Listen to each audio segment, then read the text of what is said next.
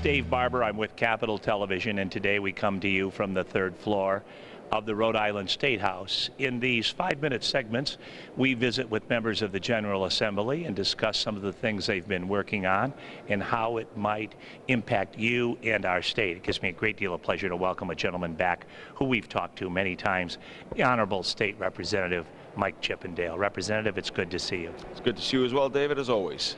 You know, recently, your district was paid a special visit by the governor, and you were touring some sites that are potential sites for hydroelectric generators. First of all, tell us what hydroelectric generators are, and then two, why was the governor with you touring the sites?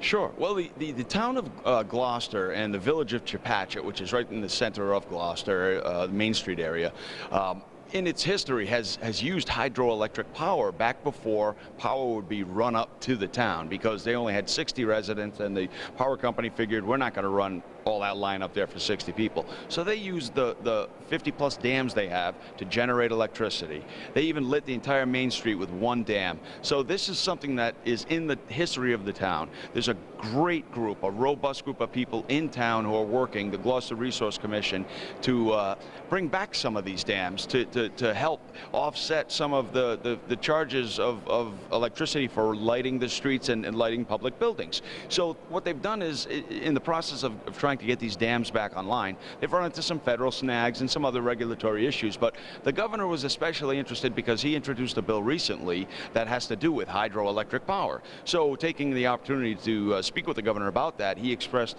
interest in coming up to Gloucester, learning everything he could. And while he was up there, I showed him the oldest continuous running general store in the United States of America, the Brown and Hopkins General Store, which is right in Main Street. We toured a bridge which has a very storied history and was just redone by Rhode. So we got a chance to see some of the fruits of our state's labors. And then also I got to show off one of the crown jewels of the district, which is the Chepachet Business District. Now, when the governor was finished with the tour, what did he share with you privately? What did he say about the potential for exploiting this hydroelectric power?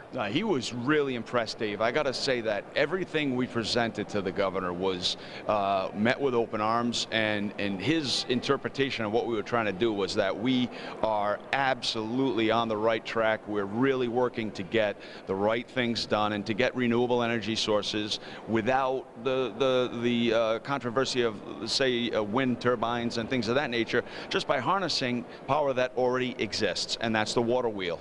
And you've mentioned that in your district, the dams are already there, so you can take advantage of them. In fact, I guess there are a number of dams in the Ocean State. As a matter of fact, there are, David. And in fact, not only are the dams still there, in many cases, the water wheels themselves that power the generators are there. Rhode Island has some 620-plus dams that could be harnessed for hydroelectric use. And in Gloucester, those 50 dams, several of them had power, and there's no reason why we should not be able to bring them back into play and get power going again. Is this a reach? Wasn't it water power that launched the Industrial Revolution in the first place on the mighty Blackstone River at a place called the Slater Mill? You're absolutely correct, and that's nothing more than what we're looking for. We're looking to go back to the past, if you will, and that will be the future of renewable energy. And so we're really, really happy to have the governor come up there, take a look at it, see what we have, and hopefully help us and support us in any way he can. Well, it's certainly interesting. And again, when we look at energy alternatives, if you can come up with an idea that can make us less reliable on fossil fuels, that's a real win for Rhode Island. Oh, it certainly is, and you can see that there has been a lot of focus on that in the General Assembly overall, be it, again, wind turbines or solar or what have you. But again, hydroelectric, we're kind of going back to the future, and it's an existing source of unharnessed power, and we want to harness that, and we want to save money. In our final minute, and I know it's a limited amount of time, you've also been very outspoken recently about any change to our existing gun laws, including any kind of ban on assault weapons. Care to elaborate? Well, I would just say that what we need to do is we need to focus more on the criminal element of that. I don't think a rush to a solution just for the sake of putting something forward is the smart way to do it. We need to look at this, and to characterize it as complete opposition is, I don't think, 100% correct.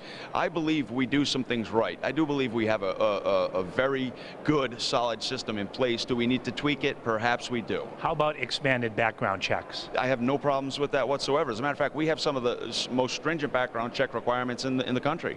Well, but we still have that gun show loophole. Yeah, although it doesn't apply That's in right. Rhode Island. That's right. There are other parts of the country where that certainly exists. That's right. To the extent that I can't do anything about those other parts of the country, I can assure everyone in Rhode Island that we don't have that. It does not exist here, no matter what you see on the national media. It's not an issue for Rhode Islanders. We're safe in that regard. But if a Rhode Islander wanted to drive to one of those states and go to one of those gun shows, there'd be nothing stopping them.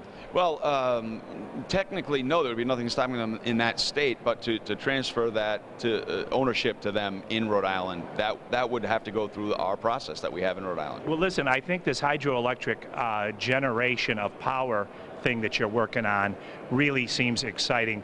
You've always been so gracious with us, Representative Chippendale. You're always taking time to talk with us. I thank you so much for joining us today. It's always a pleasure, Dave. Thank you. Thank you so much, sir. And of course, we could not do it without you. Thank you so much for watching. I'm Dave Barber.